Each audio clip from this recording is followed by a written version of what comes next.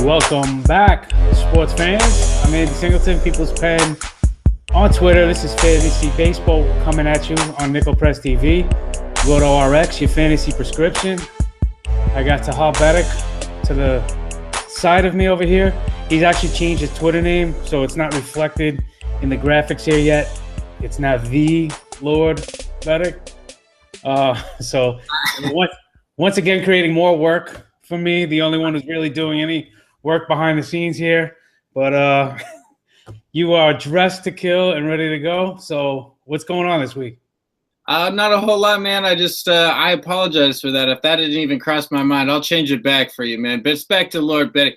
Lord Beddick, just straight up. We don't need to go into these. I just wanted to clarify to the people that didn't know, and that now they know because it's been posted long enough. They probably got the message. It's carried out. So we go just back. We don't want you to do any more work, big dog. Well, I can't believe this is our 18th episode. We're up to 18, and now we've added on a football show. So they're going to be running simultaneously. We're going to be, burning the candle, both ends of the stick for the next couple weeks until baseball concludes. And anyway, so hopefully some of you guys will check out Off the Record, which will be debuting at some point this week. We're still working on doing some of the final edits, but we got a great guest list for that. Speaking of fantasy football real quick, I just want to remind everybody, if you are a commissioner or if you play in a home league, check out Revo Labels, REVO labels.com, and use NickelPressTV at checkout to save 10% if you like what you see there. Tremendous products, definitely enhance your draft. We're gonna have a quick episode this week, as you might be able to tell. I'm a little sluggish and tired. We have not stopped trying to bring you the best content we can all week, and that's not going to stop. That's going to continue. We're doing a NickelPressTV second annual Draft with Giants giveaway, which is 8 free entries into a star-studded My Fantasy League MFL 10. So check out the Twitter timeline to find out how you too can enter. And before we get started, I just want to tell you I'm excited in New York. We have DFS back in New York. Did you ever lose? That's cool, man. Did you ever lose it in Washington State?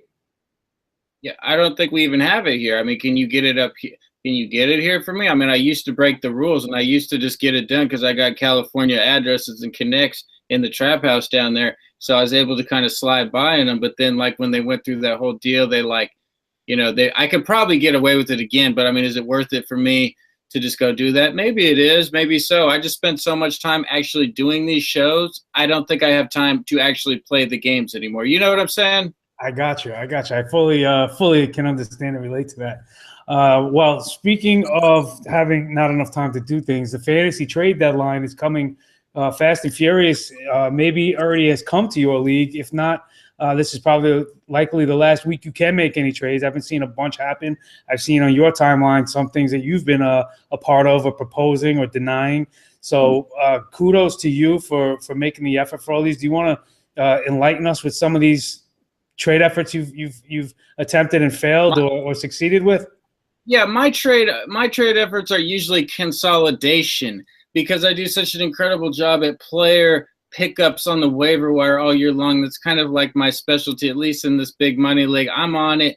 I get the young guys before they do. I'll swoop a closer with a speculatively, and it works out beautifully, swimmingly, incredibly well. Everyone gets mad, but that's what happens. So as the point gets, and then I get a guy on the DL or two. So I get to the point where I'm so stacked, and I have to give away players, and like the people in my league are so shook at me that they won't. The only trades I've been a part of, I've lost because nobody will trade with me, even if it's a fair trade. The only guys that do end up getting just hauls because I'll do like a 3-for-1. Like I think I gave Duvall and Profar or something like right before. This was when Profar was hot for like Taiwan Walker because I needed pitching bad. He got hurt like the next day, so that didn't work out for me. I traded, and then recently I picked up D. Gordon like a couple weeks ago. Intelligently off waivers. I'm like, okay, it's close enough. This guy's going to start killing it. And then I thought Jenmer Gomez was going to get dealt. So I tossed him into the trade. And then I threw Jonathan Gray in the trade John Gray because I figure at some point he'll get shut down too. And it's the Rockies. So I threw them all for Jose Abreu, just betting on that he gets hot at the end of the year. I mean, it was just like I'm just consolidating. I mean, I take my chances, get a big-time hog who's been very disappointing, but maybe he gets on a heater to end the season and it wins me a title. Those other guys aren't going to win me a title anyway. You know what I'm saying? There's always a few of those that you unless you're fully committed to baseball to the last day of the season, there's always a few guys that always pop up at the end of the year that get really hot. And then you look at the when you're prepping for the next season and you say, holy cow, I never heard of this guy, or I didn't think this guy did that, or whatever the case is. So you really got to stay with it all the way down to the end. We're going to give you a couple guys, as you mentioned, coming back that you might be able to pick up still. We're going to get to that in a minute. You might notice I'm wearing my Yankee jersey. I'm wearing this for two reasons. One, I may not be able to wear it for a couple of years as this all this influx of young talent takes its time and takes its course to develop. But I am happy with the trades the Yankees made. But speaking of trade deadlines, there were a lot of moves made seemingly right up throughout the entire weekend. Some big names moving, as is always the case. It's always exciting, though. Who was the guy that jumped out at you the most? I was like, wow, I can't believe he got traded, or I can't believe they gave up that for him, or what was the deal that surprised you most that happened in real life? Man, there's a lot of big ones. A lot of these trades are crazy to me at the prospect level, or the talent level. People were giving up for these kind of rentals and mid relievers. I mean, for let me see, who's the crazy one? I mean, the Cubs gave up a ton to get Chapman and Montgomery, and the Joe Smith one isn't that big of a deal, but I mean, Texas giving up crazy prospects just to get, it's for them. I don't mind it as much. They get another year, a cheap year from Lucroy.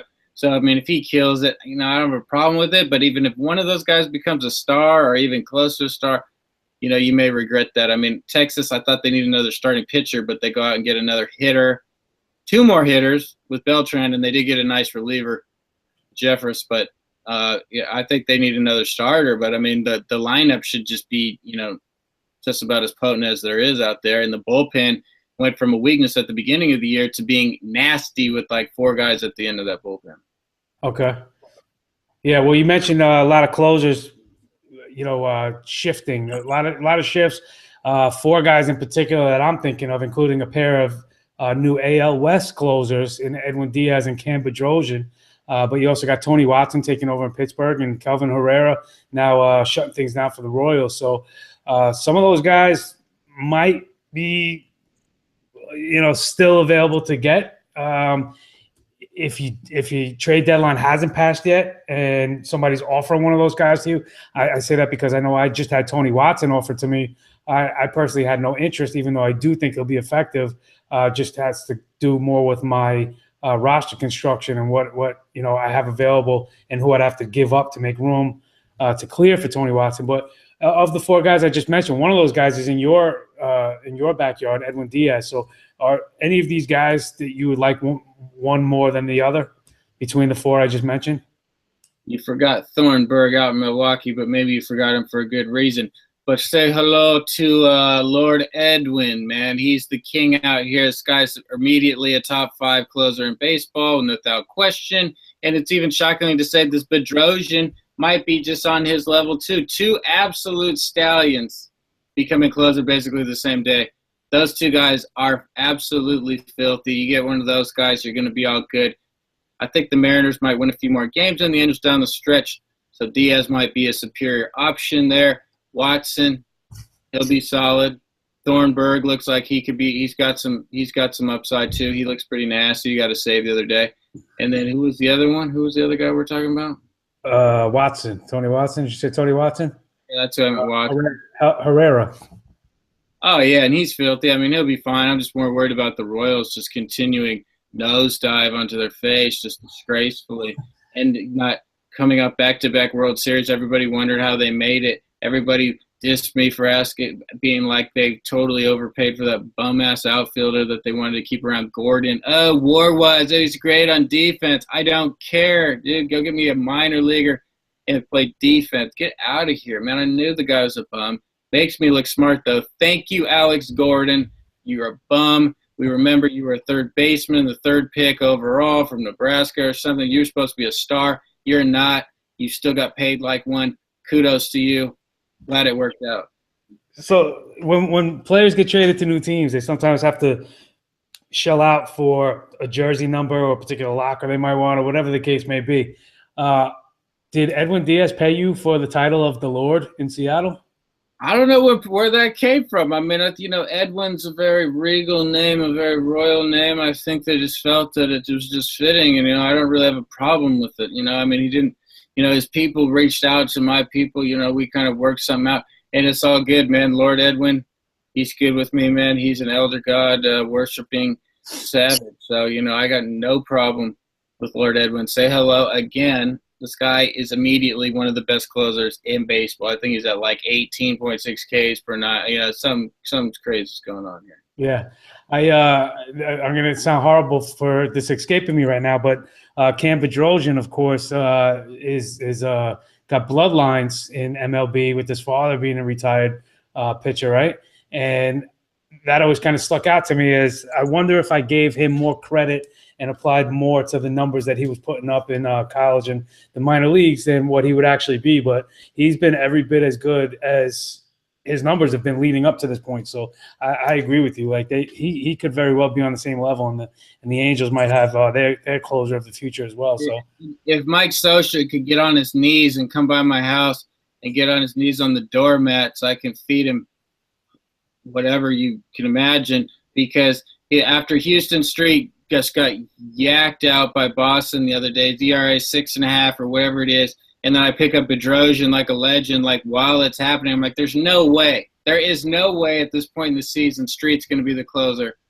But the same day or the next day, Mike Scioscia, the chump who the game has passed him by years ago, is saying, oh, we're going to stick with Houston Street. So I drop Street to pick up – I mean, I drop Bedrosian to pick up somebody else, and then the cocksucker makes him this closer the next day. I can't take it, man.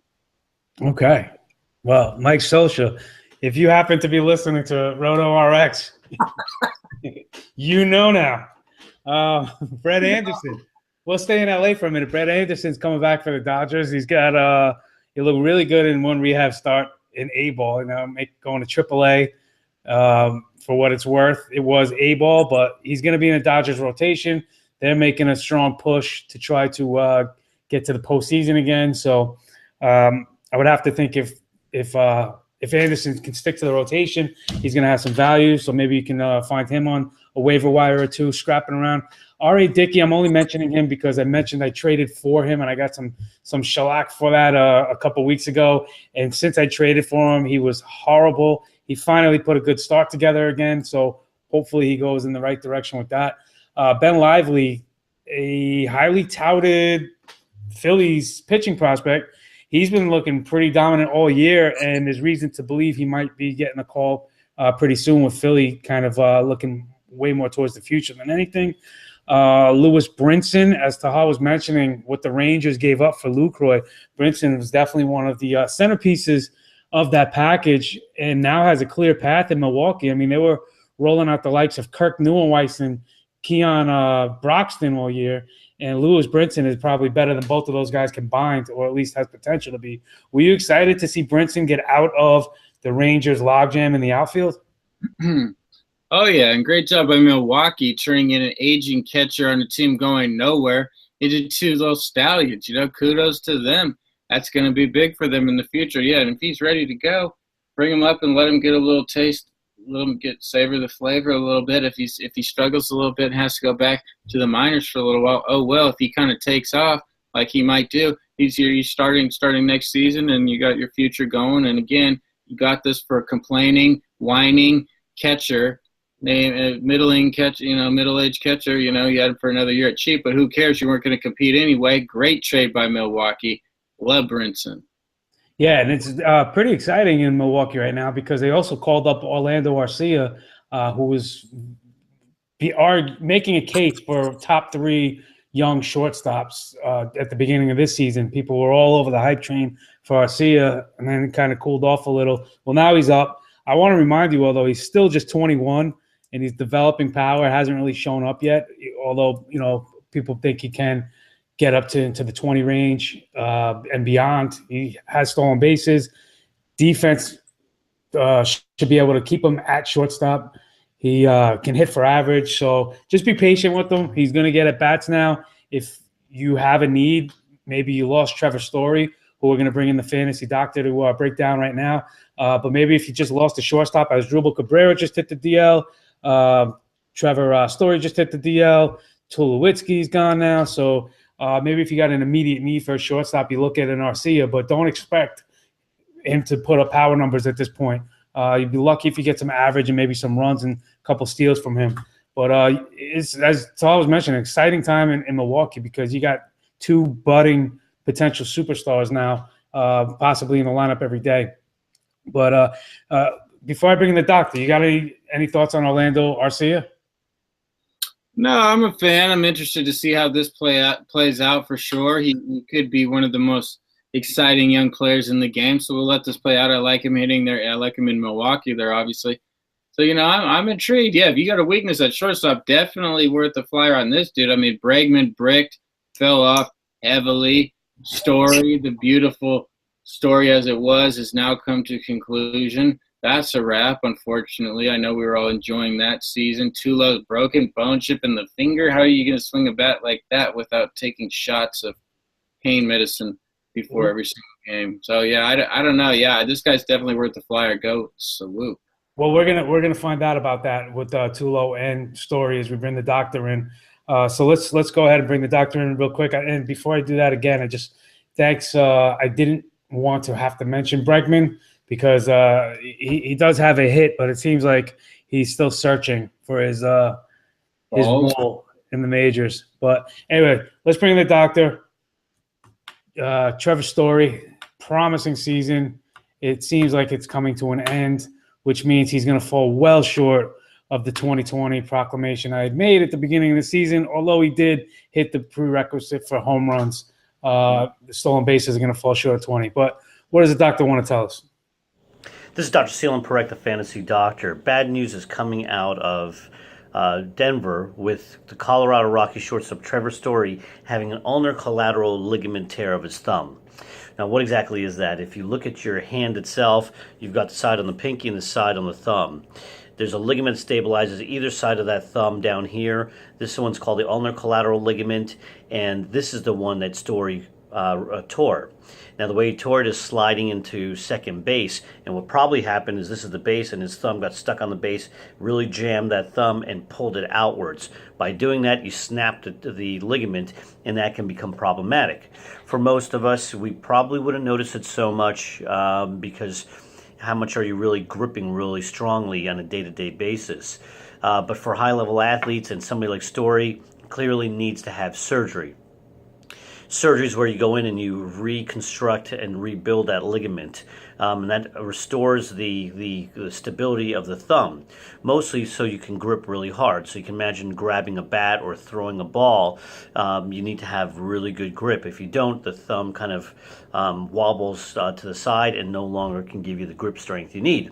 So the timeline for him is 3 to 4 months at the very least. He's done for this season. We'll see him back in training camp, and he should be as good as can be back then. This is Dr. Seelan Parekh, Fantasy Doctor. Well, while we have Story in our minds, let's bring the doctor back in for a back-to-back and have him talk about Troy Tulowitzki, another shortstop who Story replaced in Colorado. Blue Jays shortstop Troy Tulowitzki had a thumb injury earlier this week. It seems to be the week of thumb injuries. He was hit by a pitch on the outer part of his thumb and has a chip fracture of the thumb. Now that's actually really good news because impact to the thumb can lead to small little breaks in between the joint, not in areas where the tendons or ligaments are attached, and that means very little downtime. A chip fracture is just a tiny little piece of chip that comes off of the bone.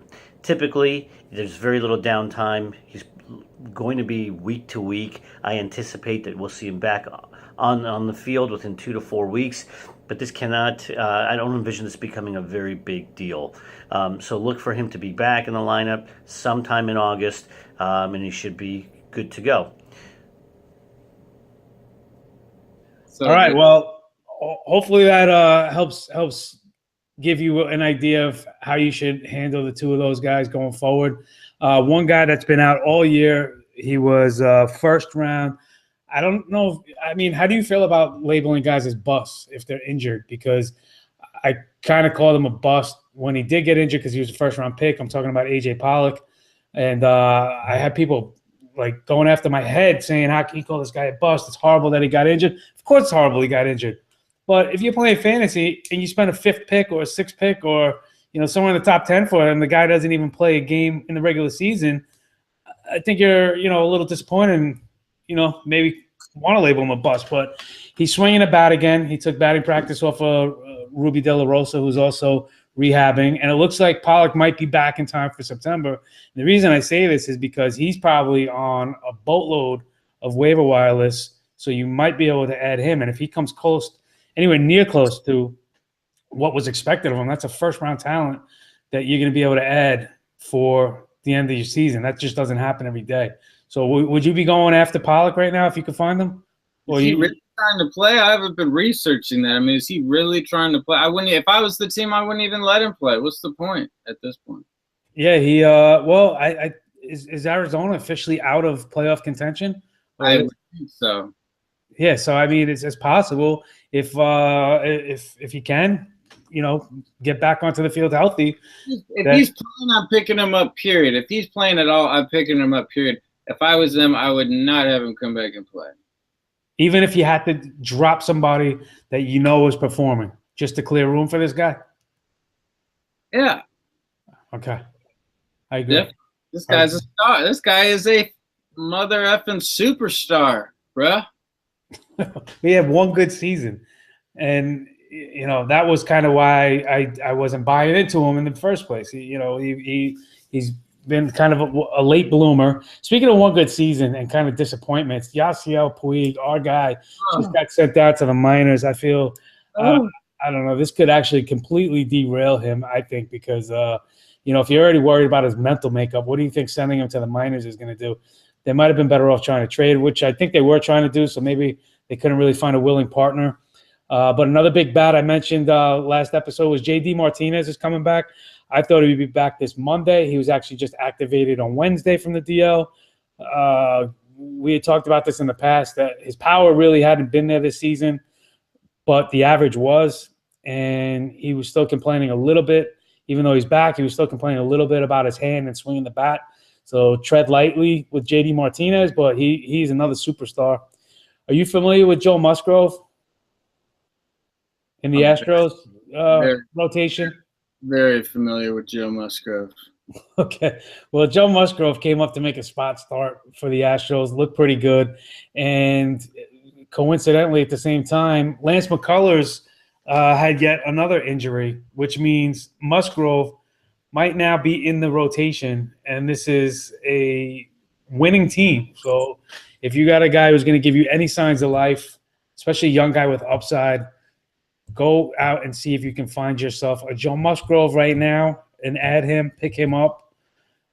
He's going to get at least a couple more starts, as is Jesse Hahn for the A's. Now that Rich Hill has been traded, he didn't technically start. I don't want to correct you on video like a teacher, but he was McCullers got hurt, and then Musgrove came in, had 8 strikeouts. So his next start will be his first start. Correct. Okay, you are technically correct on that aspect. But his next start, which should be the next time McCullers is in line in the rotation.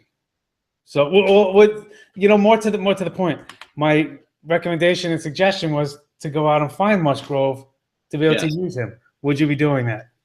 Absolutely, man. I was one who had McCullers go down with injury just when he's getting into the zone, just when he's striking out anything that breathes. But Musgrove looked like he was doing the same thing. We'll see if that keeps up. I'm not sure. But, yeah, I definitely would swoop him up. I don't have any moves left in that league for the week, so I can't, unfortunately. But if I did, I would have swooped immediately. Got it. Well, I'm going to bring the doctor back real quick. Like I said, we're going to keep this to be a short episode this week. He's going to tell us about Hanley Ramirez right now. What does the doctor have to say? Daddy. We're going to stick to the theme of hand injuries. Red Sox first baseman Hanley Ramirez slipped on some steps and jammed his wrist on some steps as he was falling. Now, that's the typical way to break a wrist. So he was sent off for x-rays. We don't really know what they've shown, but they can be as minor as showing nothing and having a bruise or a wrist sprain, which can take about 2 to 3 weeks to recover from, and that will put him in a day-to-day or week-to-week bucket. More severely, when you fall on that wrist, you can break bones kind of in the hand itself. One typically known as a scaphoid bone is on the outer part of your hand underneath your thumb, and that one's a big deal, and that's going to knock him out for the season if he actually broke that one. But it's, from the initial reports, it's unlikely that's happened. It sounds like it might be more of a wrist contusion or a wrist sprain, in which case he should be back within 2 to 3 weeks. Again, if it's a broken bone, scaphoid, or even some of the wrist bones, well, that's a bigger deal, and he could be out extended periods of time. Okay. Well, that's it for our injury reports. There is one player in particular I want to get your take on before we wrap things up, and that is Jay Bruce. And what do you think of what happened with Jay Bruce? Do you like the deal that was made? Because I think there are some ramifications and backlashes to it all. I'm not sure. I don't have a huge problem with it. I mean, at least the Mets, I believe the Mets have him signed for another year, at least have a team option on him, so they can keep him around another year. I don't have a big problem with them, even though I think they're done for this season. I think it's a wrap. I think it's finished. Cespedes will probably opt out of his deal. He might bounce, and then so at least they have somebody for the middle of the order there. But as far as what the Mets got back, I'm not sure. Is that what you're referring to? I mean, the Reds? Well, no, a lot of people were speculating that they didn't like the deal for the Mets because they thought they gave up too much for Bruce and giving up Dilson Herrera. People wanted to see Herrera. My whole thing with Herrera is twofold. One, he's old enough. As we just mentioned, Orlando Arcia was brought up. He's just 21. Herrera's, I think, slightly older than that. We've been hearing about him for a while. If he really is truly that great, wouldn't he have been up by this point? We have seen a couple stints that he's made here and there. But if he was really as good as everybody wants to believe he is, wouldn't he have already been given the opportunity? Wouldn't they not have traded for a guy like Neil Walker and given this guy more of an opportunity this year? We kind of heard the same things with Wilmer Flores, who has turned out to be more of just, a complimentary piece than an everyday stud. And then the other thing is, if he really is that good, now he goes to Cincinnati where he's going to blossom. That puts yet another roadblock in front of Jose Peraza, who's still only 22 and was highly regarded and highly touted. So I'm just, my whole backlash to this really falls more with Peraza than anybody else. But he might wind up being in the outfield long-term anyway at this point. But this guy was once a promising shortstop prospect, made the move to second, got blocked out there. Now he's going to the outfield. It's just, I feel horrible for the guy.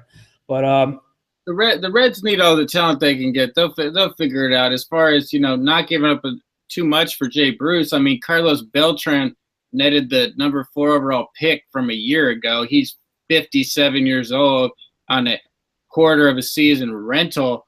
So, I mean, to get Bruce for this year when you're trying to contend, and then more importantly, next year, if you got to work something out, give yourself a backup. If Cespedes leaves there, I mean, and they didn't have Bruce, I mean, they're dead in the water. I mean, the guy is absolutely killing it. It was 80 RBIs. He did 25, 27 bombs or something like that. I mean, he's the best, arguably the best bat available. I mean, the biggest bat available. Will he hit as well there? Probably not, but, Well, that's another thing, too. Everybody's saying, well, he's not going to be the same guy in Citi Field. Well, it seems to me that when the Mets finally got some real hitters, i.e. like Yoenis Cespedes, and when Murphy, went crazy last year, they had no problems leaving Citi Field. When I say leaving, I mean going yard. So I think you get a guy who is a legitimate hitter and a legitimate power hitter. I don't think it matters what ballpark he's in. So I'm not worried about Citi Field changing, this guy's numbers or anything. If you're a Bruce owner or, somebody's offering you Bruce because he's worried about the move to Citi Field, I would be all in on that. I would definitely be taking that. There was one other thing I want to say. Oh, you mentioned Carlos Beltran. Dylan Tate, prized arm coming out of college. A lot of people thought he'd be a quick mover through the minors. It just was yet to be determined if he'd wind up in the bullpen or as a starter. His velocity has been down this year. Some questions. Maybe that's why the Rangers were willing to part with him. But you did mention he was the 4th overall pick. And now think about it. Carlos Beltran has been traded for Zach Wheeler and Dylan Tate, who's yet to be seen. So this guy. I mean, I don't care if they got – I don't care if Dylan Tate ends up changing the urinal cakes. You got him for a bargain for a third of the year for Beltran, dude. I mean, if you get a good janitor out of that, kudos to you. That's better than a third of a wasted year of Beltran who's just going to win you more games when you're trying to when you need to be losing. You know what I'm saying? So kudos to them. Everybody's down on the rookie has 1 year in the game. I understand it. I like to flip on people quick, but I mean, come on, it's his 2nd year. I don't want to hear what his ERA is. He'll be okay. If not, whatever. It's a third of a year of an old man. It's all good. I'm with you. Well, whatever. We're gonna wrap it up for this week. We got so much going on behind the scenes. So apologies if you are disappointed with the short episode this week. Some of you might be rejoicing that it is this short. So please be sure to subscribe to NickelPressTV on YouTube. Follow the Twitter account. We're giving out great prizes. We got a whole bunch of fantasy football stuff starting. Look for the new Off the Record series that's going to be premiering as soon as we finish finalizing the initial edits. We had some great guests on there. We had Josh Moore from 4for4.com and Jody Smith from Gridiron Experts joining us this week. We have Tehol, myself, the fantasy doctor as well. A lot more added production into that show than this one. So I don't know if you'll appreciate that or not. But anyway, thank you. Real. This is so real, though. They might miss that. The other show is legit, though. I'm not going to lie to you. I've never lied to you before. Make sure you tune into that. That was really legit, and it's going to continue to be so. I'm really looking forward to that. But we'll never leave you over here if you want to come back and chill in our Andy's house and my trap house. Yes. We're gonna continue. We're gonna continue showing up here each and every Thursday for you guys, as we're doing this week. So thanks for sticking with us, and we'll stick with you. Any questions you have, any specific questions, ask us on Twitter. Leave them in the comment section. Make sure you're following. Thanks again to Fantasy Assembly, Razzball, Reddit, Fantasy Rundown. Check out Revo Labels. Subscribe to the channel. For the Lord, for myself, and by the Lord I meant Lord Edwin. No, I'm just kidding. For the Lord, Tehol, and myself, Aiden Singleton, People's Pen. We'll see you next week. Thank you.